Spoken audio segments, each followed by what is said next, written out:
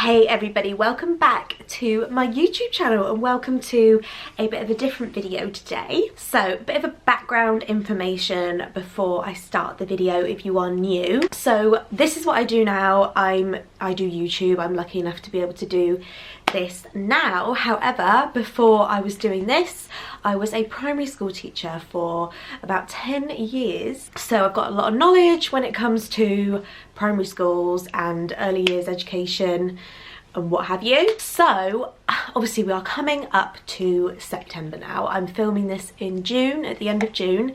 So we're coming up to the summer holidays and a lot of you guys will be feeling the way that I'm feeling, which is a bit nervous and emotional for September because you may have a child starting big school. So, you know, I'm a teacher. I've been on the other side for a decade and I still feel really nervous about it. So first thing I will say is don't worry if you're worried. It's totally natural. We're entering sort of uncharted waters. We don't know what to expect. I mean, even I'm feeling really sort of jittery about it. So yeah, don't worry if you're worried, but I promise you everything's going to be just fine. I'm going to try and alleviate any stresses that you might have in this video by just talking you through what to expect. I've sat down this morning and tried to really think of all the main things that could be worrying parents, and probably what you think is like a silly worry or a silly question, which totally isn't. Hopefully I will cover it today. But if I don't cover something specific in this video, feel free to comment and I will get back to you with any questions. And also I opened up a Ask the Teacher Q&A on my Instagram a few days ago, and I'm going to be filming that as a separate video. So there will be more, you know, teachers' point of view videos to come. But yeah, this is just going to be a general what to expect if your little one is starting big school in September. Okay, so I thought I'd start by talking about the drop-off and the pickup. Just made sense to talk about the start of the day first and then the end of the day because they're pretty similar. So if you're worrying about what that's going to be like, I'll just try and explain to you what to expect. I have worked in four primary schools over my time teaching, so, and every primary school has done it the same, so I can just assume that your child will do this in a similar way. So the first thing I would say to you to prepare yourself for is when you drop your child off in the morning, you will not be hanging up their coat for them and hanging up their bag for them. They need to do this themselves. It's a real essential skill and we want them to feel like they're in big school, you know, they're not in nursery anymore. So I know it might be hard to hold back, but really try and encourage your little one to find their peg. Once they found their coat peg once, that's it, they know where it is, and really try and encourage them to hang up their own coat and their own bag instead of you doing it for them. I know that we're used to doing things for them, but that is a real big change when you go to big school. We really need to get these little ones as independent as we can. So that is what I'd say to expect at the drop-off. So when you collect them after school, this is a bit of a funny one because as I'm filming this, we're still sort of in the midst of a pandemic and drop-off and collection has changed a little bit because of that. So you might find that you have to queue up one by one because of COVID restrictions, or hopefully if they've eased in September it might be more relaxed and you can sort of stand in the playground with the other mums and all stand and mingle together. But just be prepared if there's a chat that you want to have with the class teacher. She might not always have time to speak to you immediately, so you might be lucky, and if you wait at the back of the line or something, maybe she'll have time to speak to you straight away. But the chances are you might need to make an appointment with her or call back and do a phone conversation with her, because especially in these, you know, pandemic times, it is really hard for us to have in-depth conversations with parents at the drop-off and the pickup at the end of the day. It can get really tricky, so just keep in mind that they might not be able to give you that undivided attention. You know, they've got 30 children that they're trying to match up to parents, and yeah, it might be more useful if you phone back or just make an appointment to speak on another occasion. Okay, so the next thing I want to talk about is by far the most important bit. So I'm going to talk to you about all the essential skills that your little one really needs before they start big school. It's not compulsory. Nothing that I'm about to say to you is compulsory, but your child's school experience will be better and more beneficial if they can do some of these things. I really don't want you to panic when I'm reading these out and think, oh my gosh, my child can't do that yet. You know, we've got time, we've got summer holidays. There are things on this list that my Leo can't do yet. So you're not alone. Okay, so the first one is to get themselves dressed and undressed. This is really, really important. They will be doing PE once a week, and I cannot explain to you as a teacher how stressful it is to have 30 children that you're trying to get dressed and undressed. So if they can do that themselves, amazing. And also it's just a really important independent skill. You know, it's something that they need to learn in life.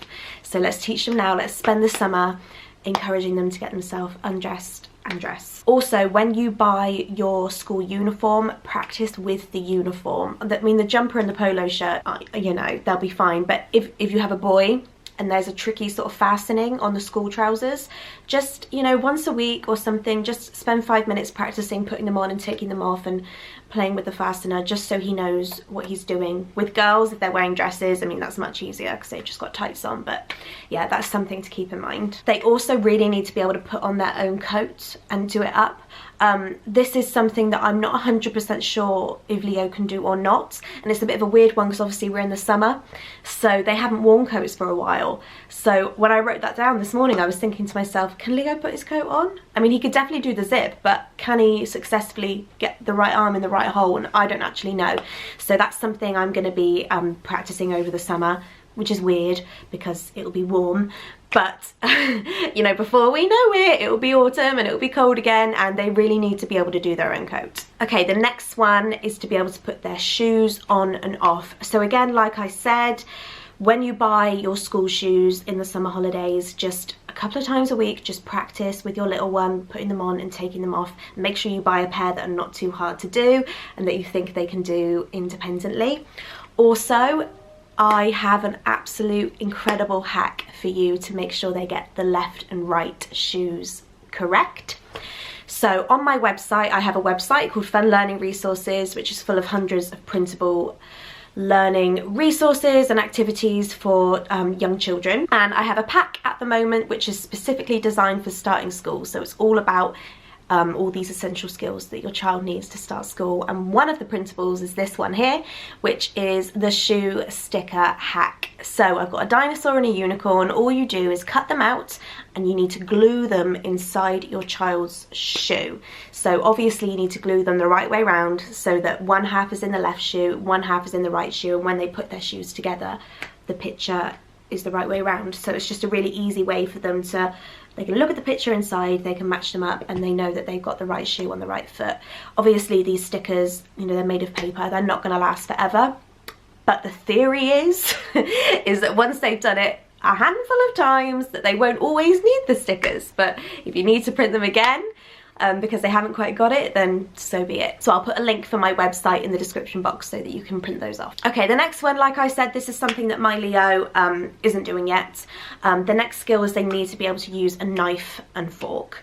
So fork, easy. I'm sure your child can definitely use a fork. Leo can use a fork, but they really need to be able to use their knife as well, and they need to be starting to cut up their own food. I'm sure a lot of you are worrying about lunchtimes and whether they're going to have help. They are going to have help. There are always more adults helping the reception children at lunch than any other year group. So there will be a handful of adults floating around. It's really hard for them because there's so many children. Obviously there's like 60 children who need help, and there'll be a handful of adults, but they will help as much as they can. But obviously the more your child can do themselves, the better. You don't really want your child to have to wait there for a few minutes waiting for a grown-up to come and cut up their sausages. If they can cut their sausages themselves, then obviously that means they're eating much quicker and they get more time outside. So that is a really important skill that you should try and spend your summer working on. We have started working on it, and we're getting there. Look who's joined the party. He's woken up from his nap. Pretty miserable as well. So I'm gonna have to try and finish with him in tow. Okay, the next one I've written down is that they need to be able to recognize and begin to write their own name. If they can write their own name completely, independently, then incredible, like hats off to you. But don't feel like you really absolutely have to do that. I don't want you stressing all summer worrying about that. The first step is they need to be able to recognize it, which ironically, Leo, he's starting to write his own name, but he struggles to recognize it at preschool, which I can't work that one out. But yeah, they need to start to recognize it and begin to be writing their name. If you can get them to write their whole name, then wow. Again, on my website, I have this printable here, which will help you practice writing your child's name at home. I'll put the link in the description box for you. It's just an easy writing frame for them to practice on. Just do it a couple of times a week, or try and make it into your routine. Do it before dinner or something. And if you spend your summer doing that, then they will easily crack it. Okay, numbers wise, I have said that they need to be able to count to 10, preferably. Again, I don't want you to panic, but if they can count to 10, brilliant. And if they're starting to count to 20 as well, then great. If they can successfully count to 20, wonderful, well done you. But yeah, just make sure they can count to 10 if you can, and that they're starting to count to 20. That would be great. As also, if they are starting to recognize numbers, then that would be great. We're not expecting them to recognize every single number up to 20, but if there's a few numbers, a handful of numbers that they recognize, then brilliant. That's wonderful. So again, on my website, I've got loads of number resources that you can do at home. So similar to numbers, when it comes to letters and sounds, the teacher will not expect your child to know their sounds when they come to school. She will start from the very, very beginning. She will start from the first sound, and they will all sit in a circle and they will learn S. That's the first sound that they learn. They will learn that together from day one. So you are not expected to send your child to school knowing their sounds. Actually, it's easier if they don't really know them that well, because the teacher has a blank canvas that they can work from. So don't be stressing thinking they have to know the alphabet and all that before they go. But if they recognise some sounds, then amazing, well done you. But yeah, it's not something that you really need to be panicking about. If you want to start it at home before they start school, then yeah, there's lots of stuff on my website about sounds that you can use. Okay, this one is really important, to be honest. They need to be able to hold a pencil correctly and confidently. I actually have a hack on how to teach holding a pencil properly. I'll link that in the description box. But yeah, if that's something that your child, if they're still holding it like this, you really need to try and get them to do the grip, the proper grip over the summer. And there's a few ways, like I said, that you can teach that, which I'll try and help you with. But that will really help them come September, and help the teachers as well. It means they don't have to waste their time teaching them how to hold a pencil, and they can get straight into learning. So yeah, if your child's not doing that, that is probably something to think about over the summer. Same with scissors. Leo is useless with scissors. I help him hold them correctly, and then he just changes his hands and holds it with two hands sometimes. So yeah, scissors is something you could practice as well, and my website has some scissor control skills worksheets that you could use, that I've been using with Leo. But again, yeah, we need lots more practice. He finds it quite tricky. Sorry, he was just screaming about wanting me to wipe his bum. So there you go, we just had to have a chat about how he has to wipe his own bum. And guys, I've just had to switch to filming on my phone because my battery just died. Typical. I've got one baby awake, one child screaming for me to wipe his bum, and then my camera battery died. But it's okay, so I'm filming on my phone, but it's fine. But do you know what? I'm actually glad he screamed out for me to wipe his bum, because it brings me to my next point very smoothly. I would say, of all the questions I get asked about starting school, the most common concern and question is about the toilet. Will someone go with them to the toilet? So the answer is no. No one will take them to the toilet. They are expected to go to the toilet on their own, and they are expected to wipe their own bum. So that is a major thing that all 4-year-olds right now waiting to start school need to be doing over the summer.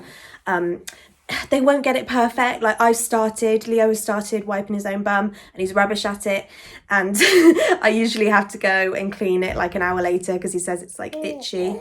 So the chances are that every day when you get home from school, you might have to just clean their bum when they get home because they've probably done a really rubbish job of wiping it. But that's not what matters. What matters is that they're doing it themselves and that they are being independent.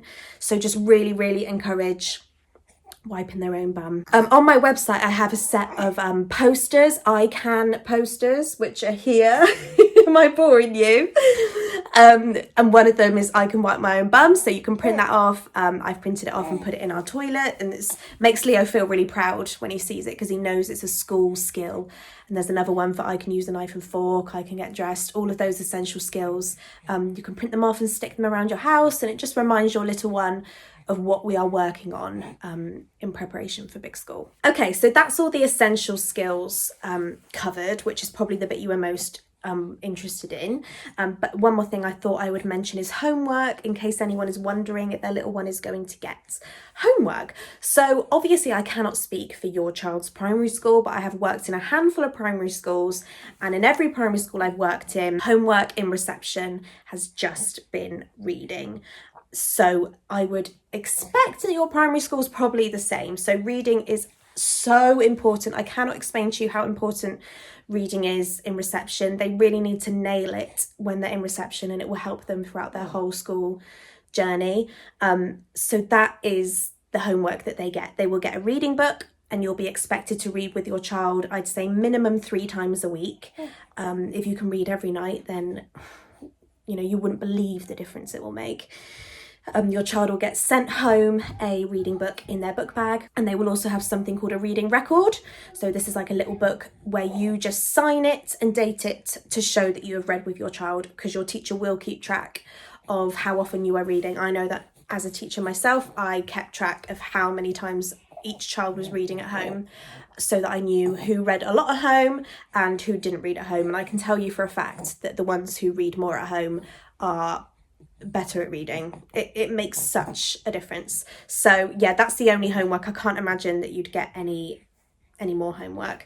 And obviously you just want to be practicing those numbers, skills and sounds at home, just in your daily life, just making sure you're counting and adding things together and all those sorts of things. But yeah, reading will become your life from now on, I'm afraid. So guys, that's it. That is my what to expect in September video. I hope I've covered everything that you had on your mind, but like I said, if there's anything that I've missed, I am filming another Q&A in a couple of days, so that will be on my channel really soon. And don't forget to go to my website, where I've got hundreds of resources that you can print and do at home to help with all the skills that we discussed.